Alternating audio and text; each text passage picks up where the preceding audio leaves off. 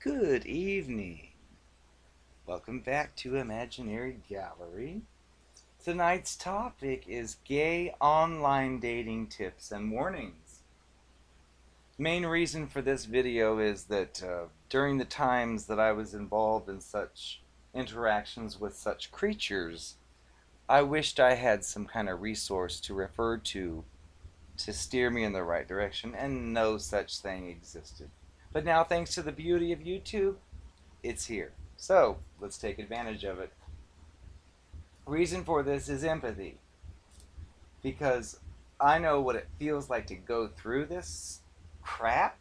So I feel the need to share this awareness with anyone else who might be dealing with the same crap, so maybe they can avoid some of the troubles that I actually went through.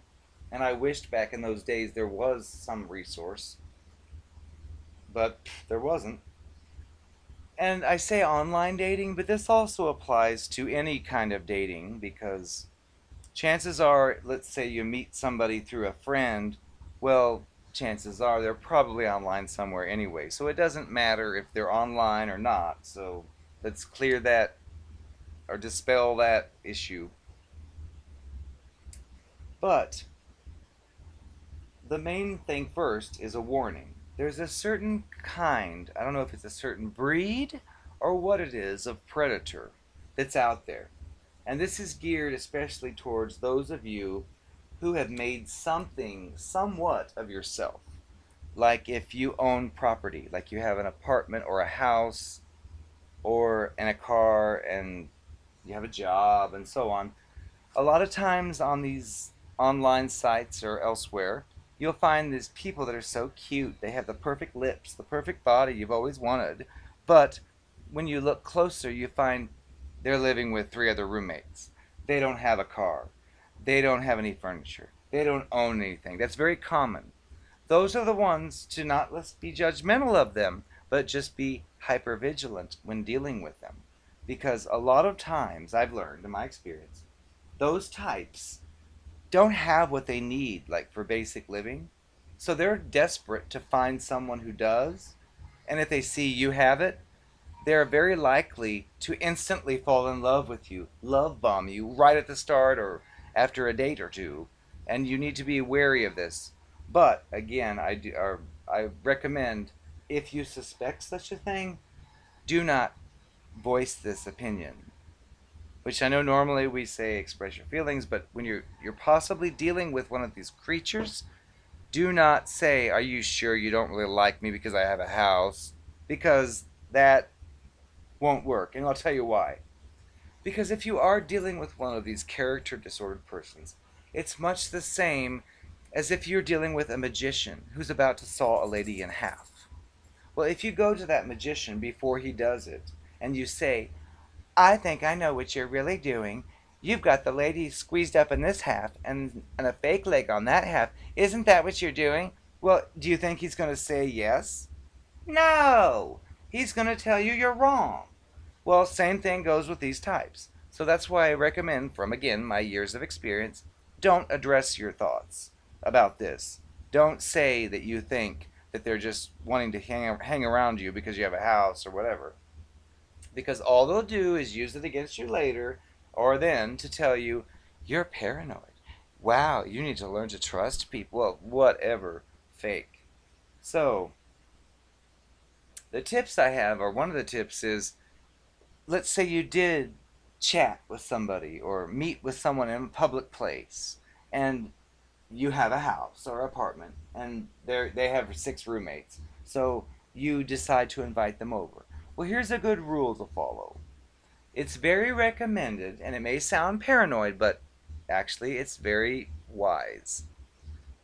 If you have a bank account and you get bank statements, find a place in your home that's secured and locked with a combination, hopefully, and keep any documentation regarding your bank balance or anything locked away when someone comes over. I'm not saying to be paranoid every day, but have it available for those instances when one of these people is coming over.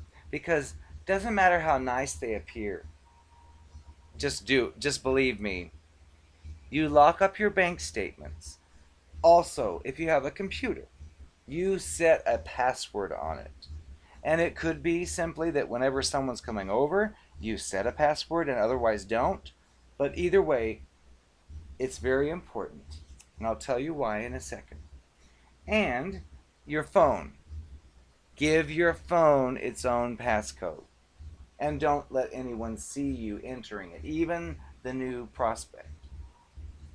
The reason for this is there is a certain breed of these creatures out there that really aren't interested in you per se as a person because they have ASPD, they have narcissistic personality, NPD disorders.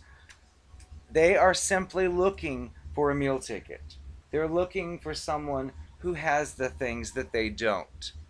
But of course, they'll never say that. They won't say, "Oh, I'm so glad I met you and you have that house." They'll say, "I'm so glad I met you and I like you so much because you're so wonderful."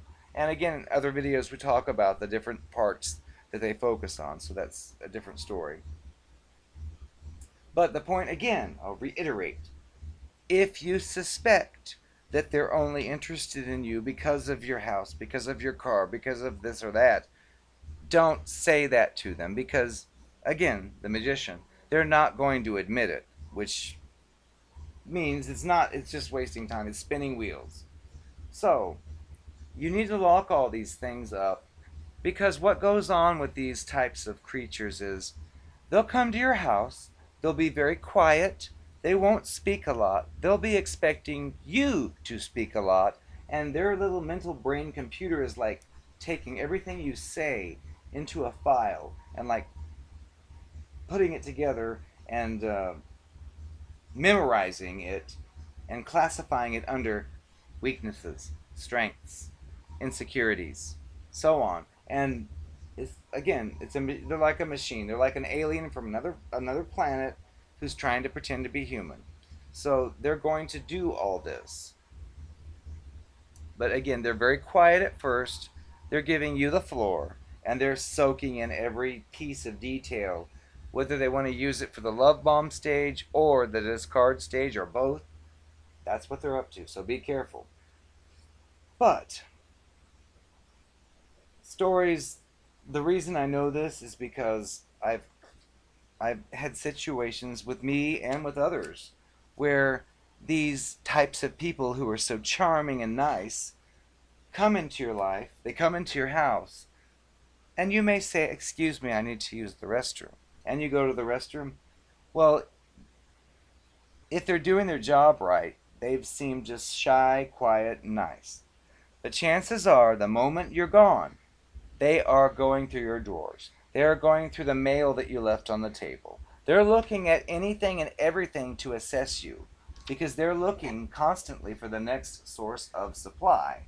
So if they look and see you left your bank statement out and they think to themselves, "What a fool. Well, he left that out. Well, then he deserves to be scammed out of his money." And they look at the money. "Oh, he's got this much balance. Oh." And if it's like $5 or negative $5, they'll probably like say, "You know what? I don't want to see you anymore." But if it's a big number, they're going to be like calling you the next day.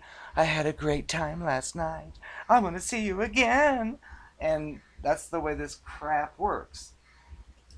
So they're basically assessing you because remember, you're not a human being. You're not a person with thoughts and emotions and beliefs. You are an object or a vehicle for them to get something they want that they don't have in their life that you do. But they will, again, never tell you this. And again, don't say you think that's what they're doing because it'll just, you'll lose. So keep that in mind. But the point is, I've been involved in, and I've heard of other stories where these creatures will, in the dark of the night or when you're not looking, they will look into your computer and just to see if they can find a banking program and just see what you're worth. And if they look in there and see that, "Oh, you've got $1 million in the bank," they're going to be like, "Oh, I love you so much. Oh," and if you're older, like I am, they're going to be like, They probably assume he's older. He wants to settle down soon.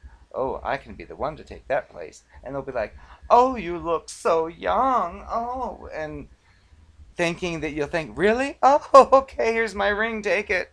But be careful. The whole point is to be careful. And it's not paranoia to lock your stuff up. And again, you may be challenged. I've had a few do this, where they say, you need to learn to trust people. I can't believe you keep everything locked up. Well, you need to develop a script for that, like, oh, I lock my things up out of habit just to be safe, or whatever you can come up with. Because they're going to try to get you to overstep or disappear your boundary because they know that you have a boundary on this, and that's exactly the boundary they want to cross. So they might say something like, you're too untrustworthy. You need to realize people aren't so fake. Don't believe it. One other short story, just an example. I met this guy. We went out like once or twice, and like the third time, we were about to go out somewhere in public, and I mentioned, oh, I need to stop by the ATM to get cash.